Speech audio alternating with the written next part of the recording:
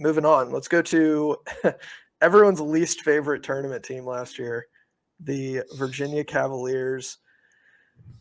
Infamously included in the field, kept Indiana State out, and then predictably, I would say, got boat raced by Colorado State in the first four. It was another Tony Bennett type season. They were the number 7 defense and the number 200 offense. They lose Ryan Dunn and Reece Beekman, 2 of their top 3 scorers, and also their 2 best individual defenders. So on paper, that's a pretty big blow. They add Jalen Worley from Florida State, who adds experience and length on the wing, plus a few more unproven pieces who I'm really interested to see what they bring to the table this year. So you have TJ Power coming in from Duke. Was he a 5-star or a 4-star? I think he was 5-star some services. Was he a 5-star? 4-star others. He was like a fringe. He was on that, yeah. Okay, yeah. So they bring in TJ Power from Duke, Day-Day Ames from Kansas State, who played 20 minutes a game last year. It feels like on paper this is just going to be like an Isaac McKneely chuck fest. He shot almost 45% from 3 last year.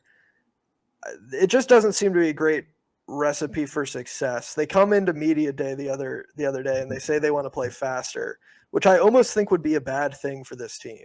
I don't think this Virginia team should be the one that wants to play faster, because I just don't think they have the horses for that. They'll play good team defense as they always do. I think there's really been one kind of iffy year that Tony Bennett's had in the last, 5 or 6 years where they weren't actually as great defensively, but pretty consistent in that regard. You can expect Virginia, they're going to run the pack line out there. They're going to score like 50 points a game and hold their opponent to 40. And it's not going to be super fun to watch.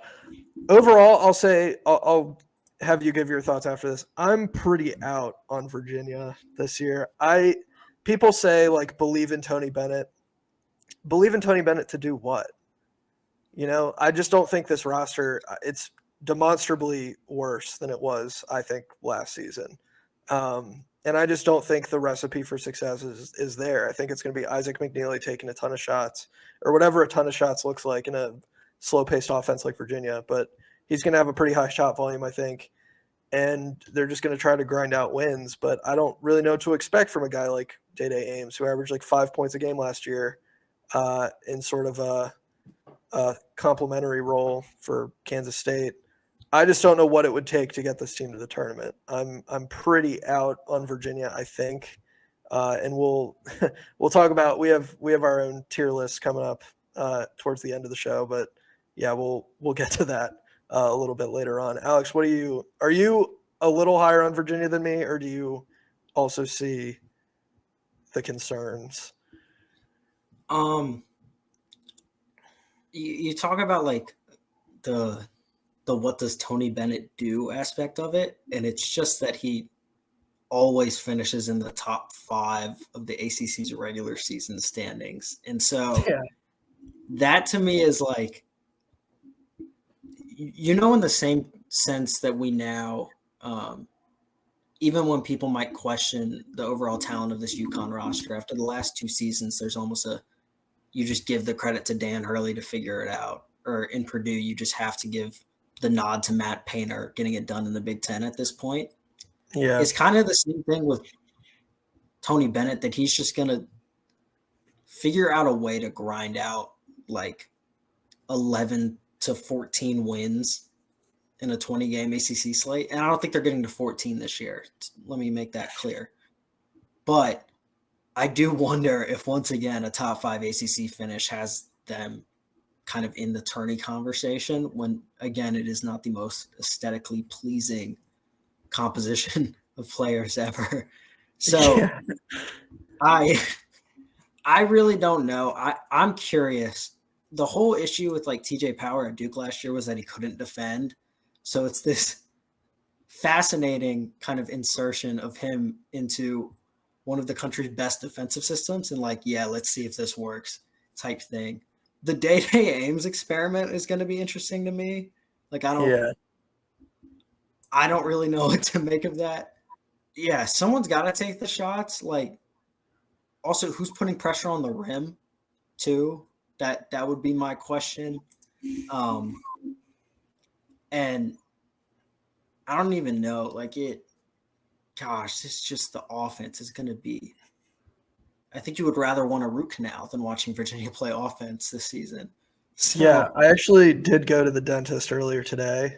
And so, like, really, if you're talking about the spectrum of things that I enjoy, it's college basketball on the positive end. And I think maybe just as far in the negative direction as going to the dentist.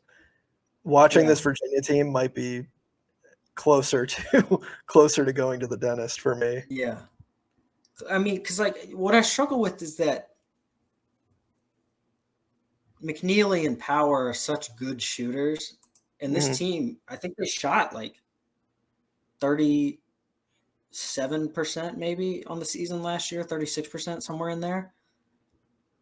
And the offense was atrocious even with that shooting, you know? Yeah. It just and so you get Power in, and so you now space the floor a little bit more. So maybe that opens up for Jalen Worley. Maybe it opens up for Elijah Saunders.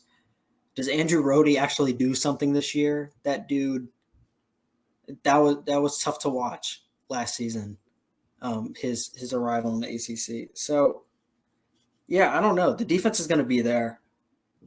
They're going to battle and grind out games once again, and I wouldn't bet against Tony Bennett finishing top 5 in the ACC, but I might be. I'm I'm going to be honest. I'm not. It's a tough sell. Like, it is a tough sell. Yeah, I'm not in love with it. I'm not in love with it, especially when you lose like 2 of the country's best premier defenders in Reece, Beekman, and Ryan Dunn. Right. Like, you expect the team defense will still be there, but I think that's a lot tougher to implement when you lose like great individual defensive players. And you're switching out Ryan Dunn, who can apparently shoot threes now. I don't know if you saw that. He had like 6 threes in the first NBA preseason. The step back 3 over Jokic, I was like, I have never seen you act like this before. Yeah, Ryan Dunn, I was unfamiliar with your game. Oh, man. Yeah, but losing Dunn and Beekman, I think, is tough when you're switching them out for TJ Power. And Jalen Worley's not bad. Like, I don't want to knock on Jalen Worley at all. I think he's probably the best transfer addition, at least on paper. But I don't think it's going to be a very enjoyable Virginia team. That doesn't, to your point, like, enjoyable and getting results are not necessarily the same. Like, they probably will still grind out wins just because of the system, but I'm not going to be happy about it. I'll just say that. I don't have to enjoy it if I don't want to. Yeah. So we'll see. Maybe you bring up they might kind of like sneak their way into the tournament conversation again. I mean, maybe. We'll have to wait, though. I don't love what I see on paper is the only thing. I do like Isaac McKneely a lot. I hope he just gets buckets and Virginia finishes like 8th. I don't know.